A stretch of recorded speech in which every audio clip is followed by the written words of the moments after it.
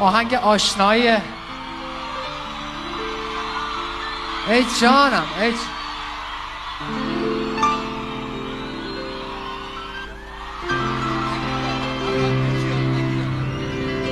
واقعا من نمیدونم چه بگم. یکی از سورپرایزهای بزرگ زندگی من، باعث افتخار منه که در کنار محسن هستم.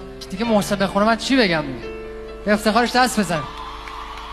یکی هست تو قلبم که هر شب واسه اون مینویسم اون خوابه، بدونه واسه اونه که قلب من این همه بیتابه.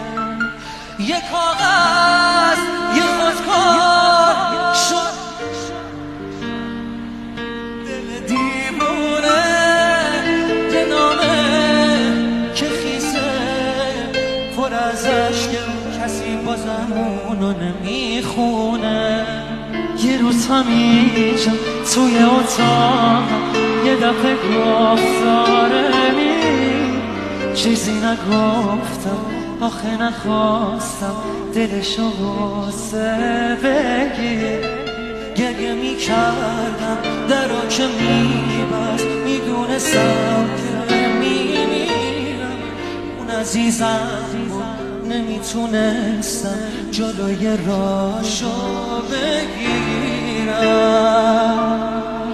یکی هست تو قلبم که هر شب واسه اون مینویسم و اون خوابه، نمیخوام بدونه واسه اونه که قلب من همه بیتابه. یه کاغذ دوباره شده همدم این دل دیوونه که خیسه پر از عشق بازم اونو نمیخونه.